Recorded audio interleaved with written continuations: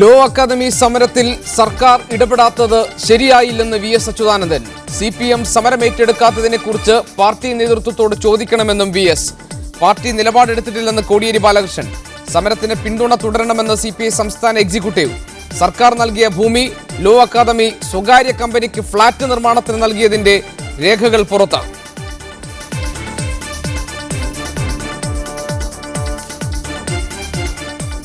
വിദ്യാർത്ഥി സമരം ശക്തമായ ലോ അക്കാദമി വിവാദത്തിൽ ഇടതുമുന്നണിയിൽ നിലനിൽക്കുന്ന ഭിന്നത പരസ്യമാകുന്നു. വിദ്യാർത്ഥി പ്രക്ഷോഭത്തിന് പിന്തുണ നൽകാൻ CPI തീരുമാനിച്ചു. സമരത്തെ പിന്തുണച്ച വി.എസ്. പാർട്ടി നിലപാടിനെക്കുറിച്ച് നേതൃത്വത്തോട് ചോദിക്കണമെന്നാണ് മാധ്യമപ്രവർത്തകരോട് പ്രതികരിച്ചത്. ഇതോടെ പ്രശ്നത്തിൽ വ്യക്തമായ നിലപാട് സ്വീകരിക്കാത്ത CPM കൂടുതൽ പ്രതിരോധത്തിലായി.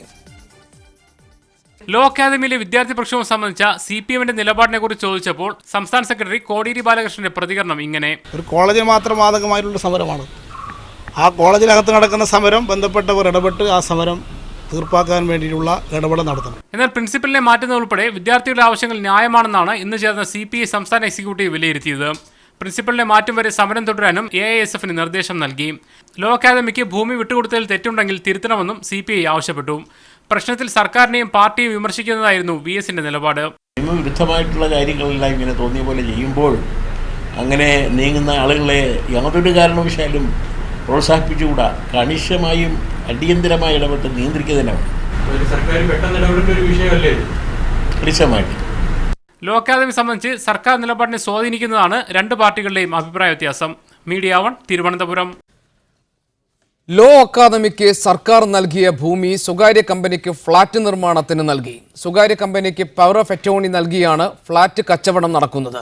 സെക്രട്ടേറിയറ്റിന് സമീപത്തെ ഭൂമിയിലാണ് ഈ ക്രമക്കേട്. ഭൂമി കൈമാറിയതിന്റെ രേഖകൾ മീഡിയ 1 ലഭിച്ചു.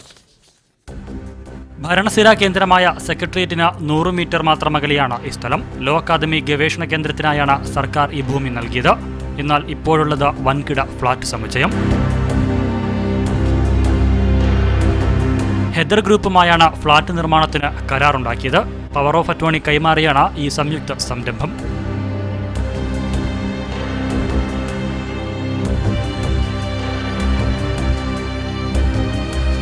ലോ അക്കാദമിയുടെ ഭൂമി സ്വകാര്യ ആവശ്യങ്ങൾക്ക് ഉപയോഗിച്ചിട്ടില്ലെന്ന ലക്ഷ്മി നായരുടെ വാദത്തെ തെറ്റാണെന്ന് തെളിയിക്കുന്നതാണ് രേഖകൾ. സംരംഭത്തിന് നഗരസഭ അംഗീകാരവും നൽകി.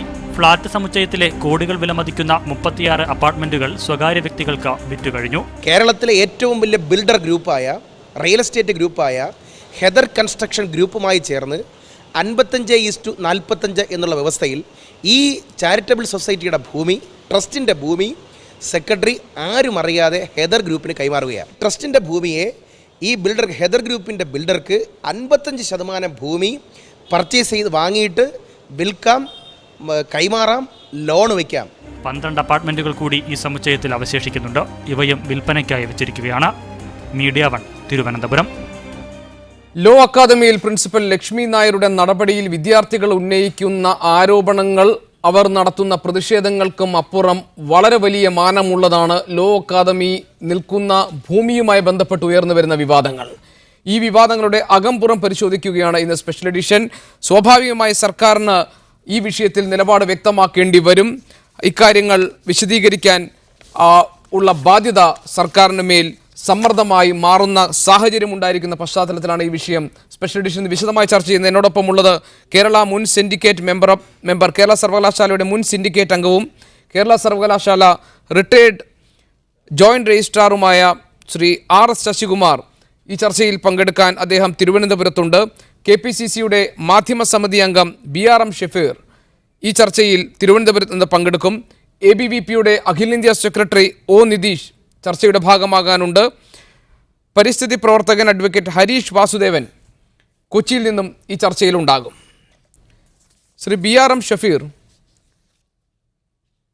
ലോ അക്കാദമിയിലെ പ്രിൻസിപ്പൽ ലക്ഷ്മി നായർ കുട്ടികളോട് കാണിച്ചിട്ടുള്ള പെരുമാറ്റം സംബന്ധിച്ച് വിദ്യാർത്ഥികൾ ഇപ്പോൾ ഉന്നയിച്ചിരിക്കുന്ന പരാതികളും അതിൻ്റെ ഭാഗമായി ഇപ്പോൾ നടക്കുന്ന പ്രക്ഷോഭങ്ങളും പ്രതിഷേധ സമരങ്ങളും ഇതെല്ലാം മാറ്റി നിർത്തിയാലും താങ്കൾ ഇന്ന് ഉന്നയിച്ചൊരു ആരോപണം അതിനേക്കാളൊക്കെ ഗൗരവം അർഹിക്കുന്നതാണ്. ലോ അക്കാദമി പ്രിൻസിപ്പൽ ലക്ഷ്മി നായരും അവരുടെ അച്ഛൻ എൻ നാരായണൻ നായരും വൻ റിയൽ എസ്റ്റേറ്റ് കുംഭകോണം നടത്തി എന്നതാണല്ലോ താങ്കൾ ഉന്നയിക്കുന്ന ആരോപണം. എന്തടിസ്ഥാനത്തിലാണ് ഈ ആരോപണം ഉന്നയിക്കുന്നത്? ഇത് തെളിയിക്കാനുള്ള എന്തെല്ലാം രേഖകളാണ് ശ്രീ BRM ഷഫീർ താങ്കളുടെ പക്കലുള്ളത്? എന്തുകൊണ്ടാണ് സർക്കാരിൻ്റെ ഭാഗത്ത് നിന്ന് ഇക്കാര്യങ്ങളിൽ വീഴ്ച സംഭവിച്ചു എന്ന് താങ്കൾ പറയുന്നത്? യഥാർത്ഥത്തിൽ ഈ ഫ്ലാറ്റ് നിർമ്മാണവുമായി ബന്ധപ്പെട്ട രേഖകൾ പലതവണ പലരും ആരോപണങ്ങളായിട്ട് ഉന്നയിച്ചെങ്കിലും രേഖകൾ പുറത്ത് മാധ്യമങ്ങൾക്ക് വിട്ടുകൊടുത്തിരുന്നില്ല. ഞാൻ ഈ രേഖകളെല്ലാം എടുത്ത് വിജിലൻസ് ഡയറക്ടർക്ക് രേഖാമൂലം പരാതി കൊടുത്തിട്ട് 10 ദിവസമായി. കേസൊന്ന് രജിസ്റ്റർ ചെയ്യാനോ ഒരു വെരിഫിക്കേഷൻ നടത്താനോ വിജിലൻസ് ഡയറക്ടർ തയ്യാറായില്ല. ഈ സാഹചര്യത്തിലാണ് ചില മാധ്യമങ്ങൾ ഇന്ന് തന്നെ ഈ വിഷയങ്ങൾ മുക്കിയെങ്കിലും മീഡിയ വണ്ണിനെ പോലെയുള്ള മാധ്യമങ്ങൾ ഇത് വലിയ ചർച്ചയ്ക്ക് വെച്ചത് വളരെ സുദീർഘമായ ഒരു കാര്യമാണ്. ഞാനൊരു കാര്യം പറയാം. കേരള ലോ അക്കാഡമി എന്ന് പറയുന്നത് 1955 പിന്നെ ചാരിറ്റബിൾ ഇൻസ്റ്റിറ്റ്യൂഷൻ്റെ ഭാഗമായിട്ട് ചാരിറ്റബിൾ ആക്ട് പ്രകാരം രജിസ്റ്റർ ചെയ്ത ഒരു സംഘടനയാണ്. ആ സംഘടനയ്ക്ക് ചാരിറ്റബിൾ പ്രവർത്തനങ്ങളും വിദ്യാഭ്യാസ പ്രവർത്തനങ്ങളും മാത്രമേ നടത്താവൂ എന്നിരിക്കവേ വ്യവസായ ആവശ്യത്തിന് വേണ്ടി അവരുടെ ഭൂമി വിട്ടുകൊടുക്കാൻ പാടില്ല എന്ന ചട്ടമിരിക്കവേ 2009 സഖാവ് VS അച്യുതാനന്ദൻ കേരളത്തിലെ മുഖ്യമന്ത്രി ആയിരിക്കുമ്പോൾ LDFിൻ്റെ നഗരസഭ CPM നേതൃത്വത്തിലുള്ള നഗരസഭയ്ക്ക് അവർ കൊടുത്ത അപേക്ഷയിന്മേൽ അവർ കൊടുത്ത പെർമിഷൻ്റെ പേപ്പറാണ് ഇപ്പോൾ എൻ്റെ കയ്യിലിരിക്കുന്നത്. അതിലെ കോളം എന്തുപയോഗത്തിന് വേണ്ടിയിട്ടാണ് ഈ ഭൂമി വിട്ടുകൊടുക്കുന്നത് എന്ന് ചോദിച്ചപ്പോൾ ദ റെസിഡൻസ് ലോഡ്ജ് പർപ്പസ് എന്നുള്ള രീതിയിലാണ് പെർമിറ്റ് കൊടുത്തിരിക്കുന്നത്. പിന്നീട് ലോ അക്കാഡമിയുടെ ട്രസ്റ്റിൻ്റെ കൺസീലിയേഷൻ കിട്ടിയില്ല എന്ന കാരണം പറഞ്ഞുകൊണ്ട് ഇതിനെ റിവൈസ് ചെയ്തുകൊണ്ട് 16/8/2013 വീണ്ടും തിരുവനന്തപുരം നഗരസഭ ഇതേ സ്ഥലത്തിനെ വ്യവസായ ആവശ്യത്തിന് വേണ്ടി ഫ്ലാറ്റ് നിർമ്മിക്കാൻ വേണ്ടി വിട്ടുകൊടുത്ത രേഖയാണ് ഈ രണ്ടാമത്തെ രേഖ. അതിലും പറയുന്നു കൊമേഴ്സ്യൽ പർപ്പസ്. അല്ല, താങ്കൾ ഈ പറയുന്നത് സെക്രട്ടേറിയറ്റിന് സമീപമുള്ള പുന്നൻ റോഡിൽ അക്കാദമിയുടേതായുള്ള 34.5 സെന്റ് സ്ഥലത്തിന്റെ കാര്യമാണോ? അതെ, ആ പുന്നൻ റോഡിൽ സെക്രട്ടേറിയറ്റിന്റെ താഴെ അക്കാഡമിയുടെ ട്രസ്റ്റിന്റെ കീഴിലുള്ള സ്ഥലമാണ് ഇത്തരത്തിൽ ഹെദർ ഗ്രൂപ്പുമായി അവർ ഒരു ഉഭയകക്ഷി ധാരണ പ്രകാരം കൈമാറിയിരിക്കുന്നത്. ആ ധാരണയുടെ ജോയിന്റ് വെഞ്ചറാണ് ഞാനിതാ ഇപ്പോൾ എടുത്ത് കാണിക്കുന്നത്. ആ ജോയിന്റ് വെഞ്ചർ ഉണ്ടാക്കിയത് 3/9/2012. ട്രസ്റ്റിൽ ഡോക്ടർ നാരായണൻ നായരും ലക്ഷ്മി നായരും ഒഴികെ ആരും ഇത് അറിഞ്ഞിട്ടില്ല. അതിലെ 15ാമത്തെ ക്ലാസ് ഞാൻ വായിച്ചു തരാം. ഹെദർ ഗ്രൂപ്പ് പിന്നെ കൾസർ ഹെദർ കോംപ്ലക്സ് എന്ന പേരിൽ 10 നില കെട്ടിടം 50 കോടി രൂപ മുടക്കി അവിടെ പണിത് വെച്ചിരിക്കുക. അതിൻ്റെ 15ാമത്തെ ക്ലോസ്, ആ വെഞ്ചറിൻ്റെ 15ാമത്തെ ക്ലോസ് എന്താണെന്നറിയോ? ദ ബിൽഡർ ആര്? Heather group. കേരളത്തിലെ ഏറ്റവും വലിയ ബിൽഡർ ഗ്രൂപ്പാണ് അവർ. അവർക്ക് the builder will be at the liberty to sell, transfer and mortgage 55% of the plinth area of Kerala law academy. കൃത്യമല്ലേ? ഇതിലെ 15ാമത്തെ ക്ലോസ് പ്രകാരമാണെങ്കിൽ ഈ സ്ഥാപനത്തിൻ്റെ വസ്തു 55% അപ്പാർട്ട്മെൻറ്റ് പണിയാൻ ഹെദർ ഗ്രൂപ്പിന് കഴിയും. അത് മറ്റുള്ള വ്യക്തികൾക്ക് കോടിക്കണക്കിന് രൂപ വാങ്ങിക്കൊണ്ട് മറുകച്ചവടം ചെയ്യാൻ കഴിയും, ലോൺ എടുക്കാൻ കഴിയും.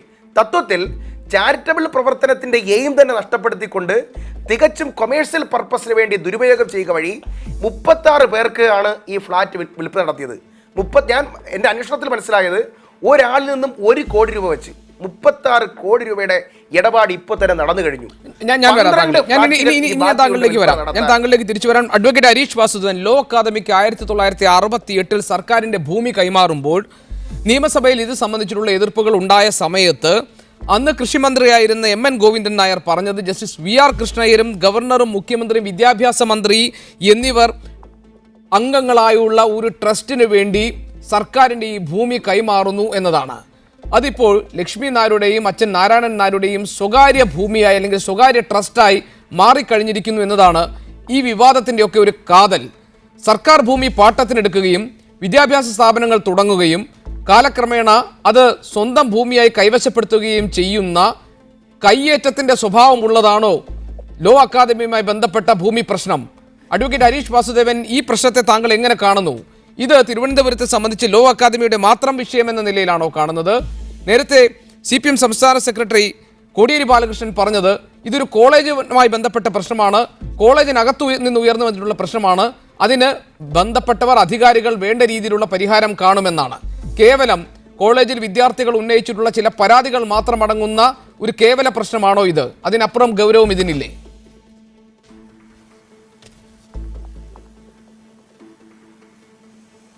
തീർച്ചയായിട്ടും ഗൗരവമുള്ള വിഷയം തന്നെയാണ് ഉന്നയിക്കപ്പെട്ടത്. പക്ഷേ ഞാനിതിനെ ലോ അക്കാഡമിയുടെ പ്രശ്നം മാത്രമായി കാണുന്നില്ല. രണ്ടും രണ്ട് വിഷയമാണ്.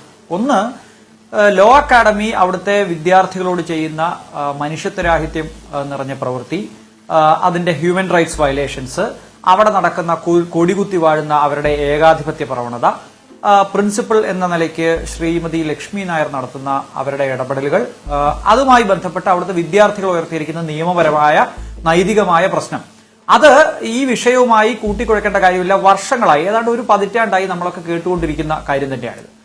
ഭൂമി ഇടപാട് വരുന്നത് എപ്പോഴാണ്? എല്ലാ രാഷ്ട്രീയ പാർട്ടികൾക്കും തിരുവനന്തപുരത്തുള്ള മുഴുവൻ ആളുകൾക്കും, ഒരുപക്ഷെ ലോ അക്കാഡമിയിൽ പഠിച്ചിറങ്ങിയ രാഷ്ട്രീയ നേതാക്കൾക്ക് മുഴുവനും അറിയാവുന്ന മറ്റൊരു കാര്യമാണ്, സർക്കാർ ഭൂമി ഒരു ട്രസ്റ്റിന്റെ നേതൃത്വത്തിൽ ഒരു എഡ്യൂക്കേഷണൽ പർപ്പസിന് വേണ്ടി വാങ്ങിച്ചിരിക്കുന്ന ഒരു ഭൂമിയാണ് അവിടെ ഉപയോഗിക്കുന്നത് എന്നുള്ള കാര്യം.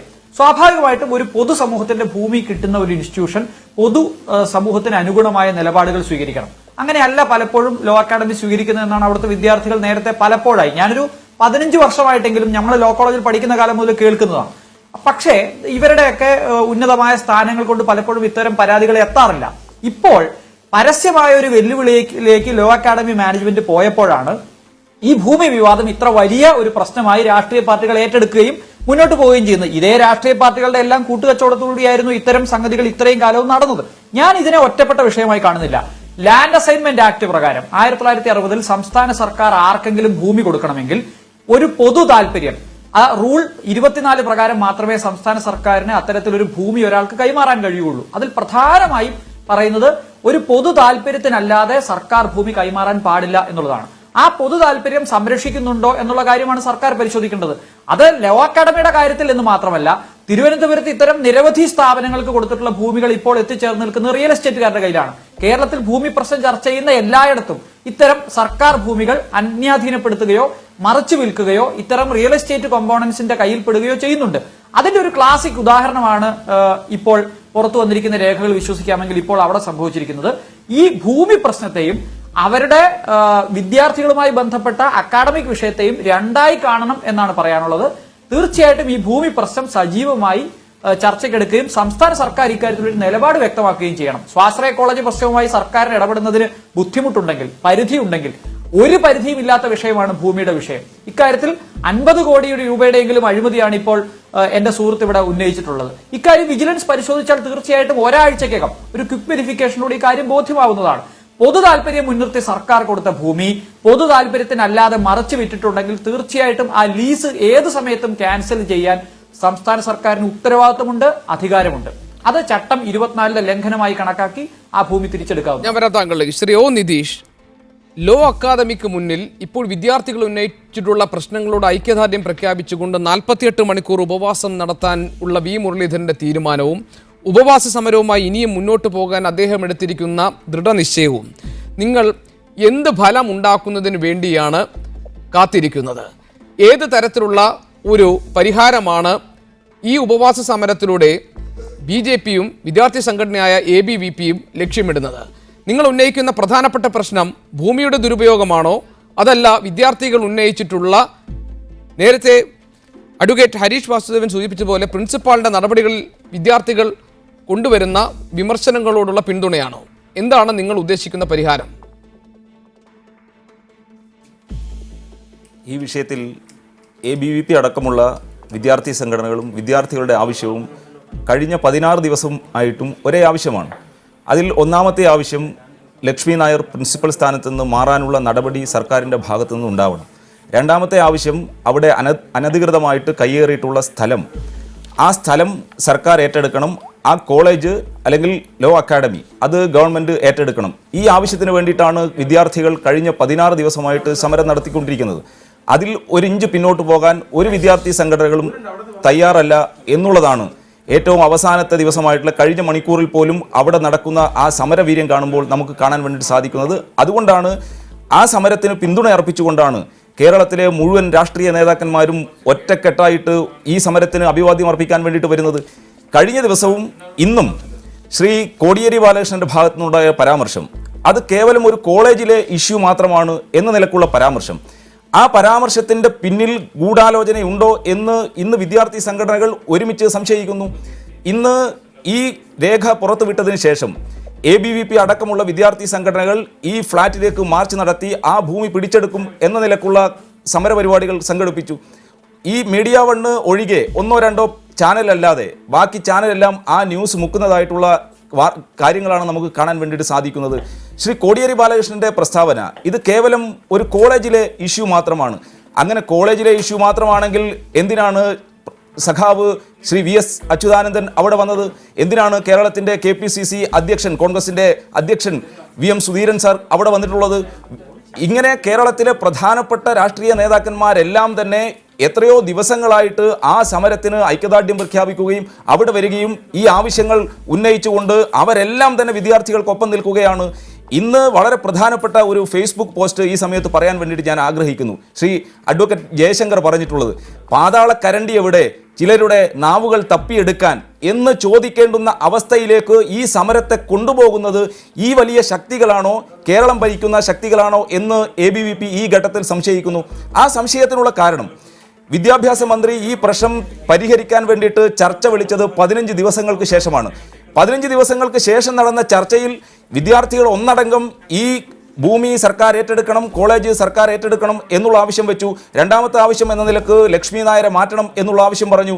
ഇങ്ങനെ ഒറ്റക്കെട്ടായിട്ട് ഈ ആവശ്യം മുന്നോട്ട് വെച്ചപ്പോൾ വിദ്യാഭ്യാസ മന്ത്രി പറഞ്ഞത് കേരളത്തിലെ മുഴുവൻ സ്വാശ്രയ കോളേജുകളിലും ഇന്റേണൽ അസസ്മെന്റിന്റെ വിഷയങ്ങളുണ്ട്, കോളേജിലെ എല്ലാ സ്വാശ്രയ കോളേജുകളിലും ഈ തരത്തിലുള്ള പ്രശ്നങ്ങളുണ്ട്, ഞാൻ തിരക്കിലായിരുന്നു, ഞാൻ യുവജനോത്സവത്തിൻ്റെ അല്ലെങ്കിൽ കലോത്സവത്തിൻ്റെ തിരക്കിലായിരുന്നു, എനിക്ക് ഈ വിഷയത്തിൽ ഇടപെടാൻ വേണ്ടിയിട്ട് സാധിച്ചിട്ടില്ല, ഞാൻ ഈ വിദ്യാർത്ഥി സംഘടനകൾ പറയുമ്പോഴാണ് ഈ വിഷയത്തെക്കുറിച്ച് അറിയുന്നത് എന്നുള്ള നിലപാടിലേക്കാണ് വിദ്യാഭ്യാസ മന്ത്രി വന്നത്. അതുകൊണ്ടാണ് ABVPക്ക് ഒരു ഘട്ടത്തിൽ ആ ചർച്ച ബഹിഷ്കരിക്കേണ്ടി വന്നത്.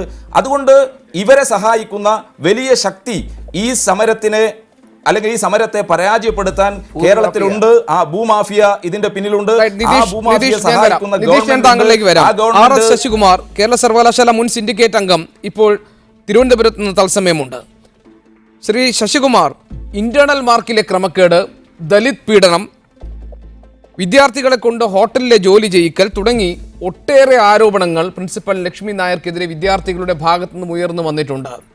വിദ്യാർത്ഥികളും രക്ഷിതാക്കളും ഒറ്റക്കെട്ടായി ഈ ആരോപണങ്ങളിൽ ഉറച്ചു നിൽക്കുകയും പ്രിൻസിപ്പാളിനെ മാറ്റുന്നതുവരെ സമരരംഗത്ത് തുടരുമെന്ന പ്രഖ്യാപനമായി നിലകൊള്ളുകയും ചെയ്യുമ്പോഴും പ്രധാനപ്പെട്ട വിഷയമായ ഭൂമിയുടെ ദുരുപയോഗം, ഒരു റിയൽ എസ്റ്റേറ്റ് കച്ചവടം ഇതിന് പിന്നിൽ നടന്നിട്ടുണ്ടെന്നുള്ള ആരോപണം, ഇക്കാര്യങ്ങളിൽ വ്യക്തമായ ഒരു അന്വേഷണം നടക്കുന്ന സാഹചര്യം ഇപ്പോഴും ഉണ്ടായിട്ടില്ല.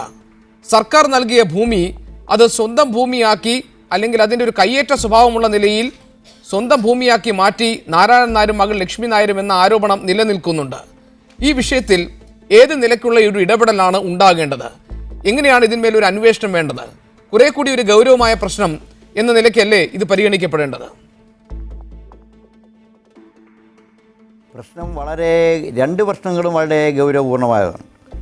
ഇപ്പോൾ കഴിഞ്ഞ 2 ആഴ്ചയായി ആ കോളേജിലെ 1000-ഓളം കുട്ടികൾ ഒരേ മനസ്സോടുകൂടി, അതിനകത്ത് രാഷ്ട്രീയമില്ല, SFIയും BJPയുടെ സംഘടനയും KSC ഉൾപ്പെടെയുള്ള എല്ലാ സംഘടനകളും ഒറ്റക്കെട്ടായി നിൽക്കുക, മത്സരിക്കുക, അവിടെ ഒറ്റക്കെട്ട.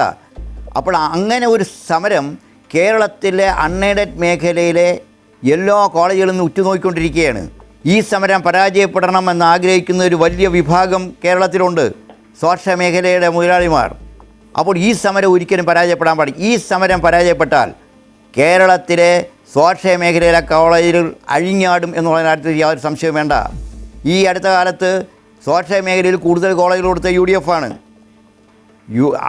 AK ആൻ്റണി തന്നെ പറഞ്ഞു കഴിഞ്ഞു, കോളേജുകളെ നിയന്ത്രിക്കേണ്ട സമയം അതിക്രമിച്ചിരിക്കുന്നു. ഇന്നലെ നമ്മുടെ മുഖ്യമന്ത്രി പറയുന്നു അൺഎയ്ഡഡ് സെക്ടറിലെ കോളേജുകളെ നിയന്ത്രിക്കണം എന്ന് പറയുന്ന സർക്കാർ ഈ തിരുവനന്തപുരം നഗരത്തിലുള്ള വളരെ പ്രധാനപ്പെട്ട വളരെ പാരമ്പര്യമുള്ള ഈ ലാ അക്കാഡമിയിൽ നടക്കുന്ന സമരം കണ്ടില്ലെന്ന് നടിക്കുന്നത് ഒരിക്കലും പൊതുജനം ക്ഷമിക്കില്ല എന്നുള്ളൊരു സംശയം വേണ്ട.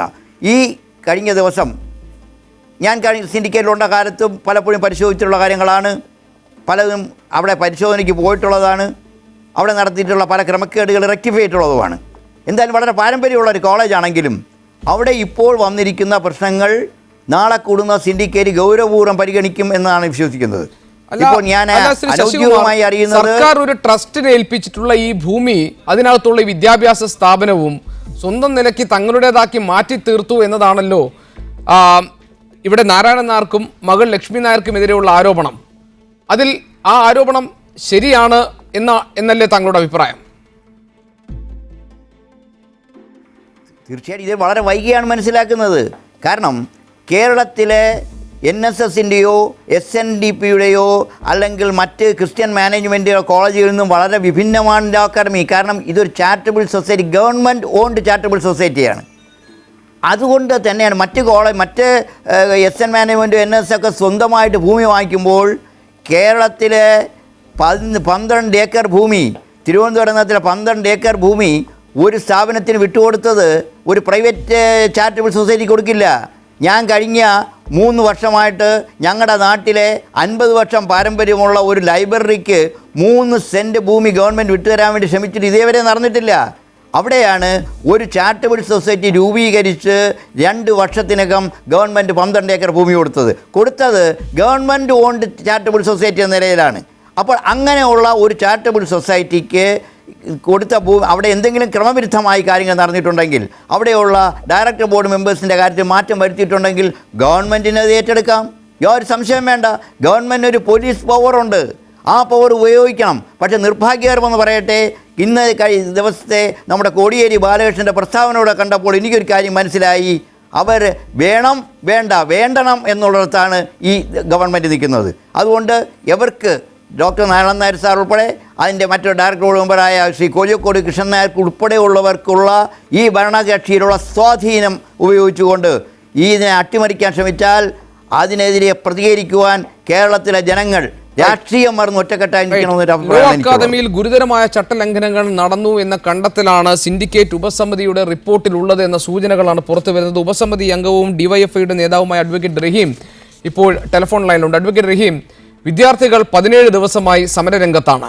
അവരുടെ ഏറ്റവും പ്രധാനപ്പെട്ട ആവശ്യം എല്ലാ തരത്തിലുള്ള പീഡനങ്ങളും ഏറ്റുവാങ്ങേണ്ടി വന്ന തങ്ങൾക്ക് പ്രിൻസിപ്പാൾ സ്ഥാനത്ത് നിന്നും ലക്ഷ്മി നായരെ മാറ്റണമെന്നതാണ്. അവരുന്നയിച്ച ആരോപണങ്ങളൊക്കെ ശരിയാണെന്നും അതുകൊണ്ട് തന്നെ അവരുടെ ആവശ്യം ന്യായമാണെന്നുമുള്ള ഒരു കണ്ടെത്തലിലേക്കാണോ ഉപസമിതി എത്തുന്നത്? ഇല്ല, അത്തരമൊരു വർത്തമാനത്തിലേക്ക് എനിക്ക് പോകാൻ പരിമിതിയുണ്ട്. സർവകലാശാലയെ സംബന്ധിച്ചിടത്തോളം ഇക്കാര്യം ശ്രദ്ധയിൽ വന്ന ഘട്ടത്തിൽ തന്നെ സർവകലാശാല സിൻഡിക്കേറ്റ് ഇത് വളരെ ഗൗരവമായി തന്നെ പരിശോധിച്ചു. കുട്ടികളുടെ പരാതികൾ മുഴുവനും കാര്യമായിട്ട് അന്വേഷിക്കാൻ തീരുമാനിച്ചു. 90-ലധികം പേരാണ് ഞങ്ങൾക്ക് നേരിട്ട് മൊഴി നൽകിയത്. പരാതി പറയാൻ തയ്യാറായ മുഴുവൻ പേരെയും കേട്ടു. 2 ദിവസം തീരുമാനിച്ചിരുന്ന സിറ്റിംഗ് ഞങ്ങൾ 3 ദിവസത്തേക്ക് മാറ്റി. 3 ദിവസം നീണ്ടു നിൽക്കുന്ന ഒരു വലിയ പ്രക്രിയ തന്നെ അതുമായി ബന്ധപ്പെട്ട് നടന്നു. ഇന്ന് ഉപസമിതി യോഗം ചേർന്നു.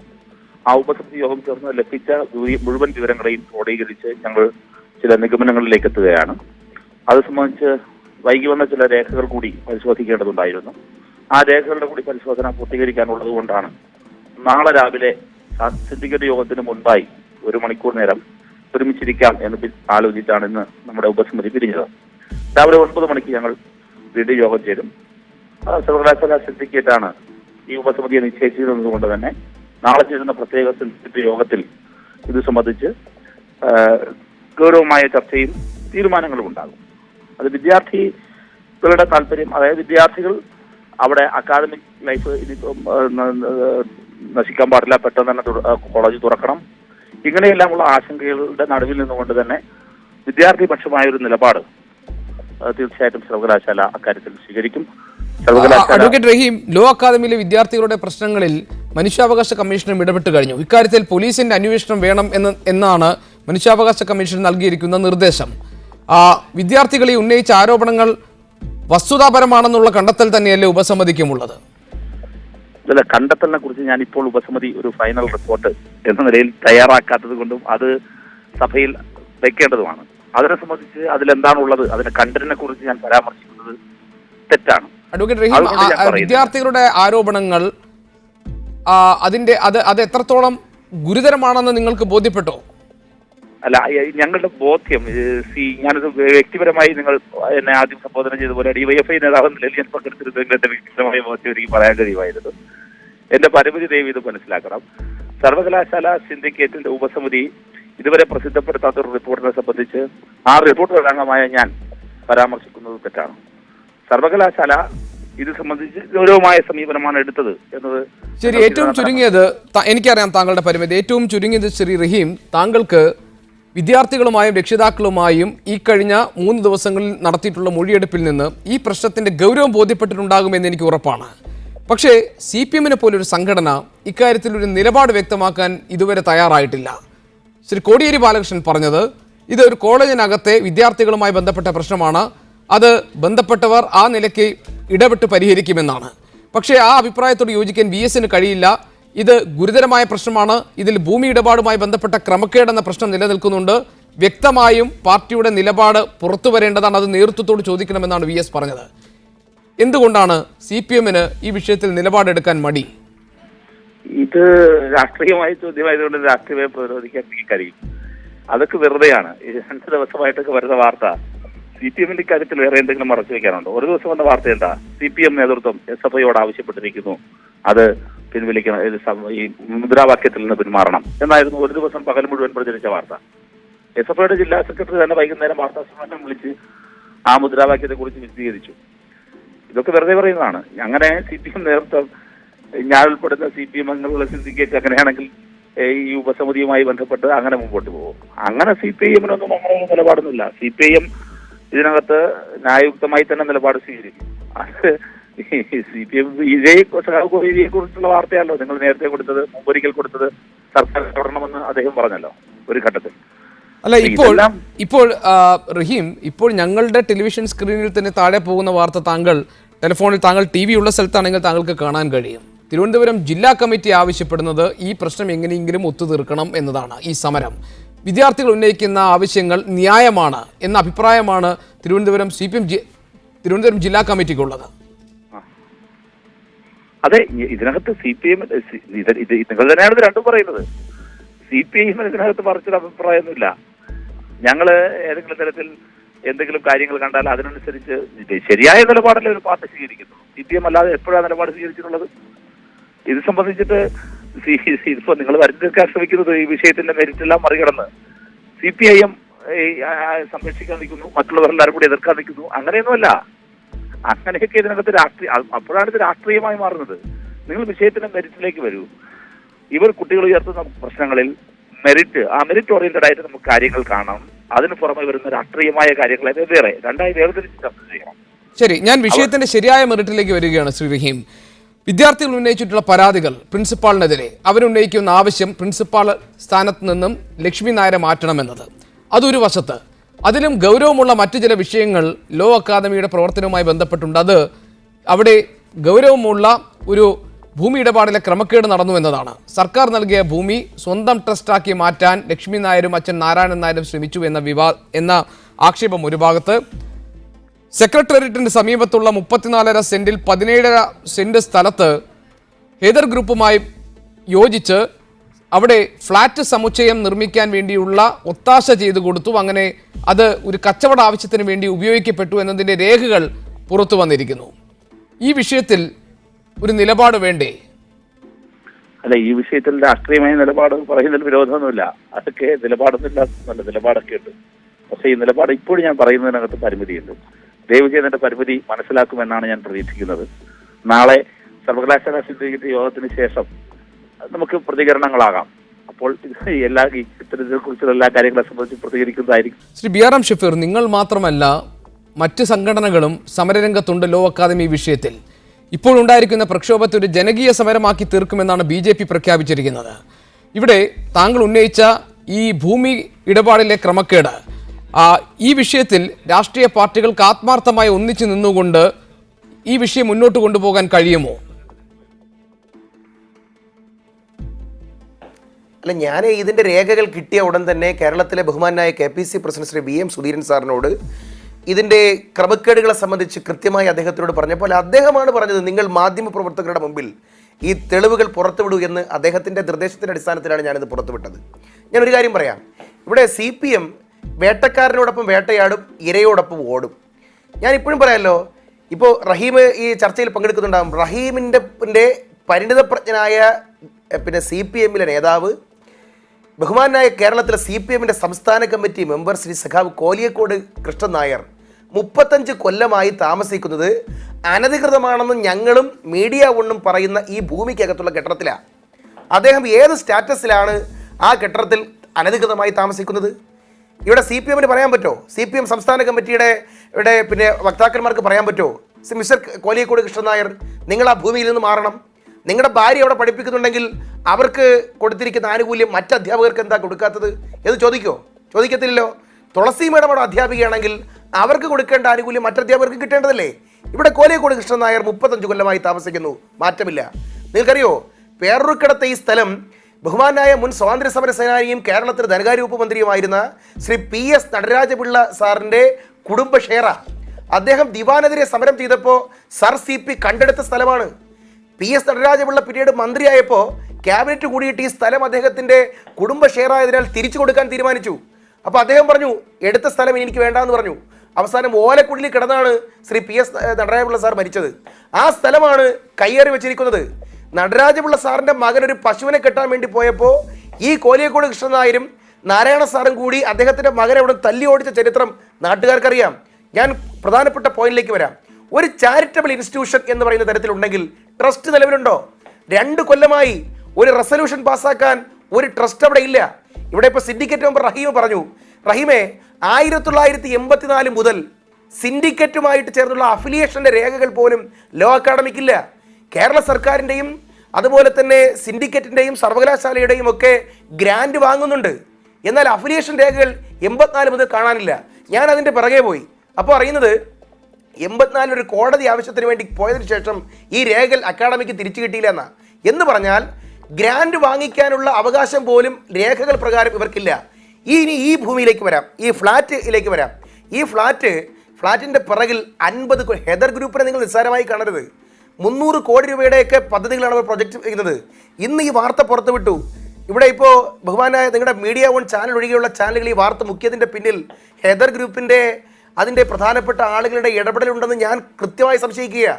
പല പ്രമുഖ ചാനലുകളും വാർത്ത പുറത്തു വന്ന് എല്ലാവർക്കും ഞാൻ രേഖ കൊടുത്തു, മീഡിയ എടുത്തിട്ടില്ല. ഞാൻ പറഞ്ഞു വന്നത് സൊസൈറ്റീസ്, ഒരു മിനിറ്റ് സൊസൈറ്റീസ് ആക്ടിന്റെ 25-26 ഇവിടെ ഹരീഷ് വാസുദേവൻ ഇരിപ്പുണ്ട് പ്രകാരം കോടതിയിൽ റിപ്പോർട്ട് കൊടുത്ത് ഈ ഫ്ലാറ്റ് സർക്കാരിലേക്ക് കണ്ടുകിട്ടാൻ ഇടതുപക്ഷത്തിന് ആർജവമുണ്ടോ? ഇതാണ് ചോദ്യം ഞങ്ങളുടെ. അല്ല Shri B R M Shafeer, ഇത്ര വലിയ കാലത്തെ കയ്യേറ്റം, ഇത്ര വലിയ കാലത്തെ അനധികൃതമായ കൈവശം വെക്കൽ നിങ്ങളുടെ സർക്കാരും ഉണ്ടായിരുന്നല്ലോ, എന്തേ നടപടിയെടുത്തില്ല? അല്ല, അനധികൃത കയ്യേറ്റത്തെ സംബന്ധിച്ച് യഥാർത്ഥത്തിൽ പരാതികൾ പൊന്തി വന്നത് ഇപ്പോഴാണ്. ഞാനിപ്പോഴും പറയാം, 2009 നഗരസഭ ആദ്യവും 2012 കൊടുക്കുമ്പോൾ കോൺഗ്രസ് അല്ല നഗരസഭ ഭരിക്കുന്നേ. പെർമിറ്റ് കൊടുക്കുന്നത് ഇടതുപക്ഷത്തിന്റെ ഗവൺമെന്റാ. നിങ്ങൾക്കറിയോ, ഞങ്ങൾ അഗ്നിശമന വിഭാഗത്തിന്റെ മേധാവിയായി ജേക്കബ് തോമസ് ഇരിക്കുമ്പോൾ ഞങ്ങൾ NOC കൊടുത്തിട്ടില്ല. NOC കൊടുക്കാതെ ഈ കെട്ടിടം കെട്ടിപ്പൊക്കി എന്നുള്ളതാണ് അതിന്റെ പിന്നിലുള്ള ദുരൂഹത. ഒരു കാര്യം കൂടെ ഗോപി മനസ്സിലാക്കിയോ, ഈ ഹെദർ ഗ്രൂപ്പിന്റെ ഈ എഗ്രിമെന്റ് പ്രകാരം ഭൂമിക്ക് അവർ നിശ്ചയിച്ചിരിക്കുന്ന വിലയെന്ന് പറഞ്ഞാൽ 1,05,25,000 രൂപ. നിങ്ങൾ ഗോപിക്ക് അറിയാമല്ലോ, സെക്രട്ടറിയേറ്റിന്റെ പിറകിലുള്ള സ്ഥലത്തിന്, ഇത്രയും വലിയ ഫ്ലാറ്റ് സമുച്ചയമുള്ള 34 സെന്റ് സ്ഥലത്തിന് 1,05,00,000 രൂപ കിട്ടുള്ളൂ. ഏറ്റവും കുറഞ്ഞത് 1 കോടി രൂപ വെച്ചാണെങ്കിൽ പോലും 34 കോടി രൂപയുടെ വസ്തുവാ. വില കുറച്ച് കാണിച്ചിരിക്കുകയാണ്. രജിസ്ട്രേഷൻ വകുപ്പിൽ പോലും വില കുറച്ച് കാണിച്ച് കോടികളുടെ ലക്ഷങ്ങളുടെ രജിസ്ട്രേഷൻ തട്ടിപ്പിനകത്തുണ്ട്. ലക്ഷ്മി നായർ, ഇത്രയും വലിയ ആരോപണങ്ങൾ ഉയർന്നു വരുമ്പോഴും ലോ അക്കാദമിയുടെ പ്രിൻസിപ്പൽ ലക്ഷ്മി നായർ എടുത്തിരിക്കുന്ന നിലപാട് നിയമത്തിന്റെ വഴിയിലൂടെ കാര്യങ്ങൾ പോകട്ടെ, നിയമപരമായ ഇക്കാര്യങ്ങൾ ചലഞ്ച് ചെയ്യുമെന്നതാണ്. നിയമത്തിന്റെ വഴിയിൽ പോകുമ്പോൾ കാര്യങ്ങൾ പൂർണ്ണമായും ലക്ഷ്മി നായരുടെ കൈവിട്ടു പോകില്ലേ? ഇവിടെ ഈ പറഞ്ഞതൊക്കെയാണ് വസ്തുതയെങ്കിൽ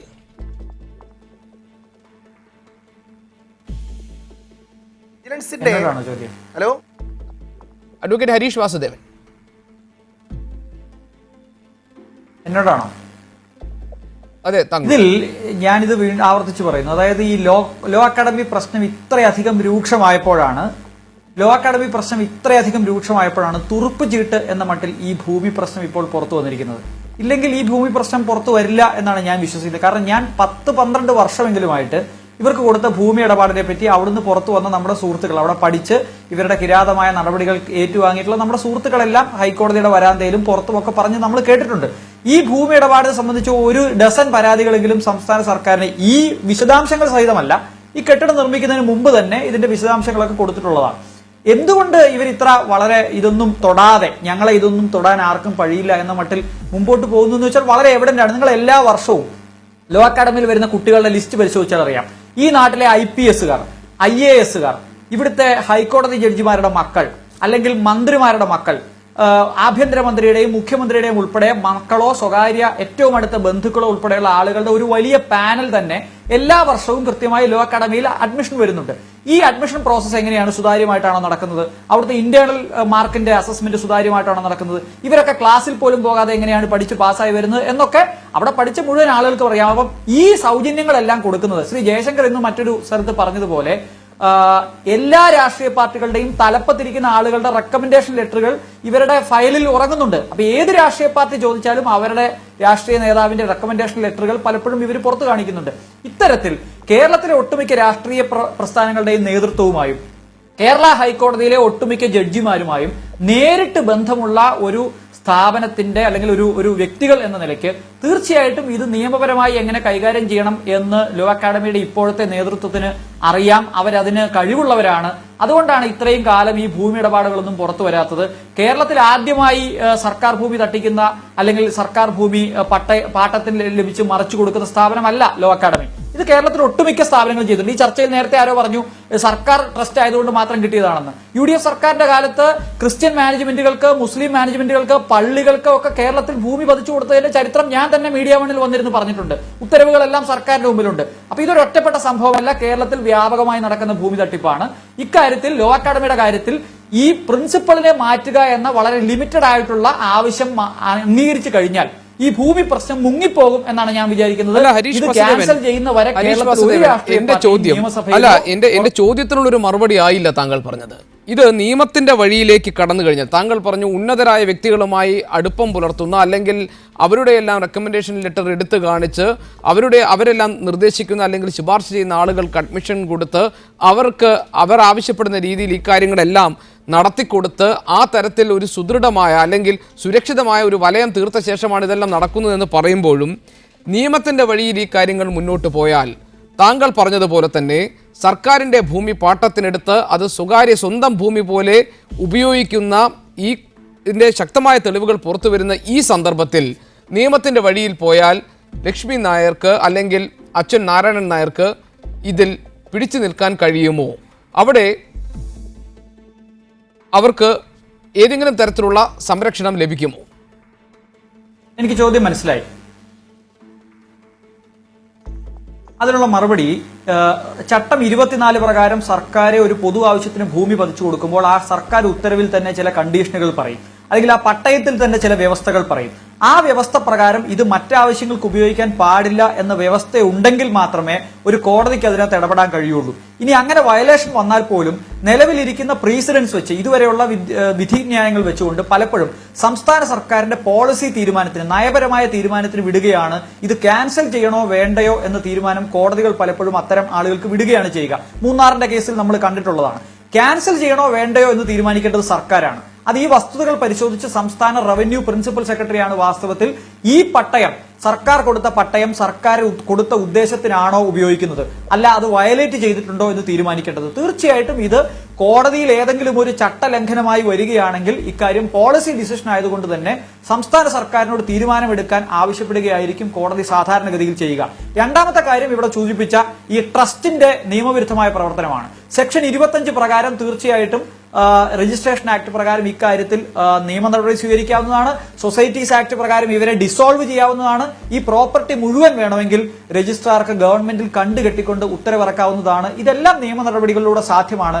ഭൂമിയുടെ കാര്യത്തിൽ സംസ്ഥാന സർക്കാരിന് നയപരമായ തീരുമാനം ഇക്കാര്യത്തിൽ വളരെ പ്രധാനമായിരിക്കും. ശ്രീ RS ശശികുമാർ, സംസ്ഥാന സർക്കാരിൻ്റെ നയപരമായ തീരുമാനം നിർണായകമാകുന്ന ഈ ഭൂമി വിഷയം ഈ നിലയ്ക്ക് പ്രക്ഷോഭത്തിൻ്റെ വഴിയിലേക്ക് പോവുകയും അത് വലിയ വിവാദമായി ഉന്നയിക്കപ്പെടുകയും ചെയ്യുമ്പോൾ സർക്കാർ ഇക്കാര്യത്തിൽ ആത്മാർത്ഥമായി ഇടപെടും എന്ന് താങ്കൾ പ്രതീക്ഷിക്കുന്നുണ്ടോ? ഒരിക്കലും ഈ ഗവൺമെൻറ്, ഞാൻ ഏത് ഗവൺമെൻറ് എന്ന് പറയില്ല, ഇപ്പോൾ അറിയുന്നത് ഭൂമി ആദ്യം പതിച്ചു കൊടുത്തത് പാട്ടത്തിന് കൊടുത്തത് LDF ഗവൺമെൻറ് കാലത്താണ്, UDF ഗവൺമെൻറ് കാലത്താണ് പതിച്ചു കൊടുത്തത്. ഇതാവട്ടെ, നേരത്തെ ഇവിടെ സൂചിപ്പിച്ചതുപോലെ ചട്ടവിരുദ്ധമായി ഒരു ചാരിറ്റബിൾ സൊസൈറ്റി പ്രവർത്തിച്ചാൽ ആ ഭൂമി മുഴുവനും ഏറ്റെടുക്കാനോ കോളേജിനെ തന്നെ ഏറ്റെടുക്കാനുള്ള അധികാരം ഗവൺമെൻറ്റുണ്ട്. പക്ഷേ ഇന്നത്തെ പ്രസ്താവന നമ്മുടെ ബഹുമാനപ്പെട്ട കോടിയേരി ബാലകൃഷ്ണൻ്റെ പ്രസ്താവനയുടെ കണ്ടോടുകൂടി ഗവൺമെൻറ് ഇക്കാര്യത്തിൽ ഒന്നും ചെയ്യും എന്ന് ഞാൻ പ്രതീക്ഷിക്കുന്നില്ല. ഞാൻ പ്രത്യേകിച്ച് പറയാൻ കാരണം SFI ഉൾപ്പെടെയുള്ള സംഘടനകൾ സമരത്തിലിരിക്കുമ്പോൾ ഇവിടെ ഏത് സമരം വന്നാലും പ്രതികരിക്കുന്നവരാണ്. ഇപ്പോൾ ഞാൻ കഴിഞ്ഞ 2 ദിവസത്തിന് മുമ്പേ ഏതോ ഈ ചാനലിലുമെല്ലാം പറഞ്ഞതാണ്, വ്യക്തമാക്കിയിരുന്നു. നിർദ്ദേശം കൊടുത്തിരിക്കുന്നു, പ്രിൻസിപ്പലിനെ മാറ്റുന്നത് ഒഴിച്ച് ബാക്കി കാര്യങ്ങൾ ചർച്ച ചെയ്യുക. പ്രിൻസിപ്പലിനെ മാറ്റുന്ന കാര്യം SFI അവരുടെ അജണ്ടയിൽ നിന്ന് മാറ്റണമെന്ന് പറഞ്ഞപ്പോൾ SFI തയ്യാറായില്ല, കോളേജ് യൂണിറ്റ് തയ്യാറല്ല. കാരണം അവരുടെ നിലനിൽപ്പിൻ്റെ പ്രശ്നമാണ്.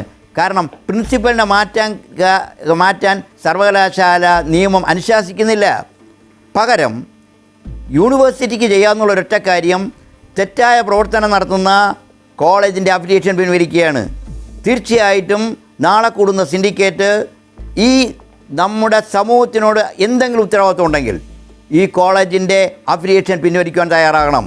അടുത്ത വർഷത്തെ അഫിലിയേഷൻ പുതിയ അഡ്മിഷൻ ആകരുത് എന്ന് പറഞ്ഞാൽ പഠിച്ചുകൊണ്ടിരിക്കുന്ന കുട്ടികൾക്ക് ഒരു ബുദ്ധിമുട്ടും ഉണ്ടാകാത്ത രീതിയിൽ കോളേജിൻ്റെ അഫിലിയേഷൻ പിൻവലിക്കുക. അവരുടെ ഇൻറ്റേർണൽ മാർക്ക് ഉൾപ്പെടെയുള്ള കാര്യങ്ങളിൽ വ്യക്തമായ അവരുടെ പരാതി പരിഹരിക്കുന്നതിന് വേണ്ടി സർവകലാശാല തലത്തിൽ തന്നെയുള്ള ഒരു സമിതിയെ കൂടി തീരുമാനിച്ചു കഴിഞ്ഞാൽ തീർച്ചയായിട്ടും ഈ പ്രശ്നം സ്മൂത്തായിട്ട് പരിഹരിക്കപ്പെടും. ഗവൺമെന്റിനെ കൊണ്ട് ഈ പ്രശ്നങ്ങളൊക്കെ ഈ നിലയ്ക്ക് വഷളായതിൽ കേരളത്തിലെ രാഷ്ട്രീയ പാർട്ടികൾക്ക് അവരുടെ പങ്ക് ഇതിൽ നിന്ന് ഒഴിച്ചു നിർത്താൻ കഴിയില്ല എന്ന്. ഇനിയിപ്പോൾ വലിയ പ്രക്ഷോഭത്തിന്റെ പാതയിലൊക്കെയുള്ള രാഷ്ട്രീയ പാർട്ടികളൊക്കെ തന്നെ ഏതെങ്കിലും ചില്ലറ രീതിയിൽ ഈ പ്രശ്നങ്ങൾ പരിഹരിക്കാനുള്ള ഒരു പരിഹാര മാർഗം, ഒരു ഫോർമുല ഉണ്ടായിക്കഴിഞ്ഞാൽ അതിനോട് സമരസപ്പെട്ട് പ്രധാന ഇഷ്യൂ ആയ ഭൂമി പ്രശ്നത്തിൽ നിന്ന് പിന്തിരിഞ്ഞ് മാറി നിൽക്കുകയും അങ്ങനെ ആ പ്രശ്നം ഡിസോൾവ് ചെയ്യപ്പെടാനുമുള്ള സാധ്യതയാണ് കാണുന്നതെന്നാണ്. എന്ത് ചെയ്യും ABVP? ഒരു കാരണവശാലും കേരളത്തിൽ സത്യസന്ധത തെളിയിച്ചിട്ടുള്ള രാഷ്ട്രീയ നേതാക്കന്മാർ, അവർ സഖാവ് VS അച്യുതാനന്ദനായാലും സുധീരനായാലും V മുരളീധരനായാലും ഇവർ ഒറ്റക്കെട്ടായിട്ട് ഈ സമരത്തിന് പിന്തുണ പ്രഖ്യാപിച്ചു എന്നുള്ള വിശ്വാസ്യത കേരള സമൂഹം പുലർത്തുന്നു. ഈ നേതാക്കന്മാരിൽ ഒരു അഴിമതിക്കെതിരെയുള്ള പോരാട്ടത്തിൻ്റെ നേതാക്കന്മാരായിട്ട് ഇവരെ കാണുന്നു. അതുകൊണ്ട് അവരുടെ പിന്നിൽ മുഴുവൻ വിദ്യാർത്ഥികളും വിദ്യാർത്ഥി സംഘടനകളും അണിനിരക്കുന്ന കാഴ്ചയാണ് നമ്മൾ ഈ സമരവുമായിട്ട് കണ്ടിട്ടുള്ളത്. ഈ വിഷയത്തിൽ 1-2 കാര്യം കൂടി പറയാനുള്ള സമയം തരണം. ഒന്ന്, യൂണിവേഴ്സിറ്റിയുടെ ഉപസമിതിയുടെ റിപ്പോർട്ട് നാളെ വരാൻ വേണ്ടിയിട്ട് പോവുകയാണ്. ആ ഉപസമിതിയിൽ ഞങ്ങൾ വിശ്വാസം അർപ്പിക്കുന്നു വിദ്യാർത്ഥികൾ. പക്ഷേ ആ ഉപസമിതിയുടെയും കേരള യൂണിവേഴ്സിറ്റിയുടെ സിൻഡിക്കേറ്റിൻ്റെയും സെനറ്റിൻ്റെയും മുൻ അനുഭവങ്ങൾ നമ്മൾ ഈ സമയത്ത് ചർച്ച ചെയ്യുന്നത് നല്ലതാണ്. ഞാൻ ഈ സമയത്ത് പറയാൻ ആഗ്രഹിക്കുന്നത് 1997 ഡിസംബർ 11, 12 തീയതികളിൽ ഇറങ്ങിയിട്ടുള്ള ഇന്ത്യൻ എക്സ്പ്രസ് പത്രമുണ്ട്. ആ ഇന്ത്യൻ എക്സ്പ്രസ് ഡിസംബർ 11 തീയതിയുള്ള പത്രത്തിൽ വന്നിട്ടുള്ള news, Kerala university senate rejects notice for adjournment motion എന്ന് പറഞ്ഞുകൊണ്ട് ഈ കേരള ലോ അക്കാഡമിയുടെ വിഷയം കേരള യൂണിവേഴ്സിറ്റിയിലെ സെനറ്റിൽ അവതരിപ്പിച്ചു. ABVPയുടെ സെനറ്റ് മെമ്പറായിട്ടുള്ള മഹേഷ് ചന്ദ്രൻ എന്ന് പറയുന്ന സെനറ്റ് മെമ്പർ അന്ന് ഈ വിഷയം അടിയന്തരമായിട്ട് ചർച്ച ചെയ്യാൻ വേണ്ടിയിട്ട് സാധിക്കില്ല, കാരണം 20 മെമ്പർമാർ ഇതിന് പിന്തുണക്കണം എന്ന് പറഞ്ഞു. അതിൻ്റെ പിറ്റേ ദിവസം ഇറങ്ങിയിട്ടുള്ള ഡിസംബർ 12 തീയതി ഇറങ്ങിയിട്ടുള്ള ഇന്ത്യൻ എക്സ്പ്രസ് പത്രത്തിലുള്ള വാർത്തയുണ്ട്. ആ വാർത്തയാണ് ഞാനിവിടെ പറയാൻ വേണ്ടിയിട്ട് ആഗ്രഹിക്കുന്നത്. ആ പത്രത്തിലെ വാർത്ത, ഈ ആവശ്യം ഉന്നയിച്ച സെനറ്റ് മെമ്പർ മഹേഷ് ചന്ദ്രന് അദ്ദേഹം ഫുൾ ടൈം സ്റ്റുഡൻ്റ് അല്ല എന്ന കാരണം പറഞ്ഞുകൊണ്ട് ആ സെനറ്റിൽ നിന്ന് പുറത്താക്കാൻ വേണ്ടിയിട്ട് തീരുമാനമെടുത്തു എന്നുള്ള വാർത്ത. അതിന് നേതൃത്വം കൊടുത്തത് SP ദീപക് എന്ന് പറയുന്ന അന്ന് SFIയുടെ ജില്ലാ സെക്രട്ടറിയും വിനോദ് സെൻ എന്ന് പറയുന്ന അന്ന് കേരള യൂണിവേഴ്സിറ്റിയുടെ സെനറ്റ് മെമ്പറുമാണ്. അതുകൊണ്ട് ഇവർക്ക് 1997 കാര്യമാണ് ഞാനീ പറയുന്നത്. അന്ന് തൊട്ട് രാഷ്ട്രീയപരമായിട്ടുള്ള പിന്തുണ ഇവർക്കുണ്ട്. അതിൻ്റെ ഏറ്റവും അവസാനത്തെ ഉദാഹരണമാണ് കോടിയേരി ബാലകൃഷ്ണൻ്റെ വാക്കിൽ നിന്ന് നമുക്ക് ബഹുമാനപ്പെട്ട കോടിയേരി ബാലകൃഷ്ണൻ്റെ വാക്കിൽ നിന്ന് നമുക്ക് കേൾക്കാൻ വേണ്ടി സാധിക്കുന്നത്. ഇതിനകത്ത് വിദ്യാർത്ഥി സംഘടനകൾ ഒരുമിച്ചാണ് എന്നുള്ളത് യാഥാർത്ഥ്യമാണ്. ഇപ്പോൾ ആ നിലക്കുള്ള ഒരു സാഹചര്യം വന്നതുകൊണ്ടാണ്. എൻ്റെ അടുത്ത് കോൺഗ്രസിൻ്റെ പ്രതിനിധിയുണ്ട്. ഈ സമരം ആദ്യം തുടങ്ങിയത് KSUവും ASUമാണ്. രണ്ടാമത്തെ ദിവസം ABVP വരുന്നു. ഈ സമരത്തിലേക്ക് SFI എന്നാണ് വരുന്നത്. 4ാമത്തെ ദിവസമാണ് SFI വരുന്നത്. ആ SFI വന്നത് എന്തിനാണ്? അവിടെ കിടക്കുന്ന KSUവിൻ്റെ സമര നേതാക്കന്മാരെയും അല്ലെ സമരഭടന്മാരെയും ABVPയുടെയും ASFിൻ്റെയും സമരഭടന്മാരെ സമരപ്പന്തലിൽ കയറി മർദ്ദിക്കാൻ വേണ്ടിയിട്ടാണ്. ആ മർദ്ദനത്തിൻ്റെ വിഷ്വൽസ് നമ്മൾ TV ചാനലിൽ കണ്ടതല്ലേ. അതുകൊണ്ട് ഈ സമരത്തിൽ ആദ്യം തൊട്ട് SFI 2 നിലപാടെടുക്കുന്നുണ്ടോ എന്നുള്ള ഒരു കാര്യം കൂടി എന്നുള്ള ഒരു സംശയമുണ്ട്. ഏറ്റവും അവസാനം ഈ 3 വിദ്യാർത്ഥി സംഘടനകളെക്കുറിച്ചും അവരുടെ നേതാക്കന്മാർ, അവരുടെ സംസ്ഥാന കമ്മിറ്റി, അവരുടെ ജില്ലാ കമ്മിറ്റി ഒന്നും ഒരു നിർദ്ദേശവും ഈ വിദ്യാർത്ഥി സംഘടനകൾക്ക് ഒന്നും കൊടുത്തിട്ടില്ലല്ലോ. താങ്കൾ ഇന്ന് മാധ്യമപ്രവർത്തകർക്ക് മുന്നിൽ പുറത്തുവിട്ട ഈ രേഖകൾ ഏത് നിലയ്ക്കാണ് ഒരു നിയമ പോരാട്ടത്തിന് വേണ്ടി ഉപയോഗിക്കാൻ പോകുന്നത്? ഞാൻ പറയാം, ഒരു ഊമക്കത്തിന്റെ അടിസ്ഥാനത്തിൽ പോലും UDF സർക്കാരിലെ പല മന്ത്രിമാർക്കെതിരെയും വിജിലൻസ് അന്വേഷണം പ്രഖ്യാപിച്ച കൂട്ടിലടയ്ക്കപ്പെട്ട തത്തയല്ലത് ഞാൻ സ്വയം പ്രഖ്യാപനം നടത്തിയ ജേക്കബ് തോമസ്, അദ്ദേഹത്തിന് ആർജവമുണ്ടെങ്കിൽ ടോംസ് കോളേജിൽ പ്രഖ്യാപിച്ചതുപോലെ വിജിലൻസ് അന്വേഷണം പ്രഖ്യാപിക്കണം. വിജിലൻസ് അന്വേഷണം പ്രഖ്യാപിച്ചില്ലായെങ്കിൽ ഞാൻ ചെയ്യാൻ പോകുന്നത് ഈ രേഖയും എടുത്തുകൊണ്ട് തിരുവനന്തപുരം വിജിലൻസ് കോടതിയിൽ സ്വകാര്യ അന്യായം ഫയൽ ചെയ്ത് സെക്ഷൻ 25-26 പ്രകാരം ഈ ഫ്ലാറ്റിനെ സർക്കാരിലേക്ക് കണ്ടുകെട്ടിക്കുന്നത് വരെ കോൺഗ്രസ് നിയമപരമായ പോരാട്ടം ആരംഭിക്കും. ഒരു സംശയം വേണ്ട, വിജിലൻസ് കണ്ടടച്ചാലും വിജിലൻസ് കോടതിയെ കൊണ്ട് ഈ കണ്ണുകൾ തുറപ്പിക്കും. ഇത് നടന്നത് 50 കോടി രൂപ, 1-2 50 കോടി രൂപയുടെ സാമ്പത്തിക ഇടപാടാണ് നടന്നത്. അതിൽ 25 കോടി രൂപ കിട്ടിയിട്ടുണ്ടാവുക ലക്ഷ്മി നായർക്കാണ്. ലക്ഷ്മി നായരുടെ സാമ്പത്തിക ദുരുപയോഗത്തെ സംബന്ധിച്ച് സാമ്പത്തിക ദുരുപയോഗ കുറ്റം ക്രിമിനൽ ആക്ട് ചുമത്തി അവരെ ജയിലടയ്ക്കുന്നത് വരെ ഈ പ്രക്ഷോഭ സമരം തുടരും. സിൻഡിക്കേറ്റ് ഉപസമിതിയുടെ അന്വേഷണ റിപ്പോർട്ടിന്മേൽ ഉണ്ടാകാൻ പോകുന്ന നടപടികൾക്ക് വേണ്ടി നമുക്ക് കാത്തിരിക്കാം. അതോടൊപ്പം തന്നെ പ്രധാനമായി ഉന്നയിക്കപ്പെട്ടുന്ന വിവാദമായ ആരോപണമായ ഭൂമി ഇടപാടിലെ ക്രമക്കേട് സംബന്ധിച്ചുള്ള വിശദമായ അന്വേഷണത്തിനുള്ള സാധ്യത എത്രത്തോളം ഉണ്ടെന്നും നമുക്ക് വരും ദിവസങ്ങളിൽ അറിയാം. വളരെയധികം നന്ദി Shri BRM Shafeer, Shri RS Sasikumar, advocate Harish Vasudevan, Shri O Nitish ഈ ചർച്ചയിൽ പങ്കെടുത്തു. എഡിഷൻ പൂർണ്ണമാകുന്നു. കൂടുതൽ വാർത്തകൾക്കും ദൃശ്യങ്ങൾക്കും MediaOneTV.in എന്ന ഞങ്ങളുടെ വെബ്സൈറ്റ് സന്ദർശിക്കാം. ഇനി പൊളിമിക്സുമായി PT നാസറത്തും. Good bye, good night.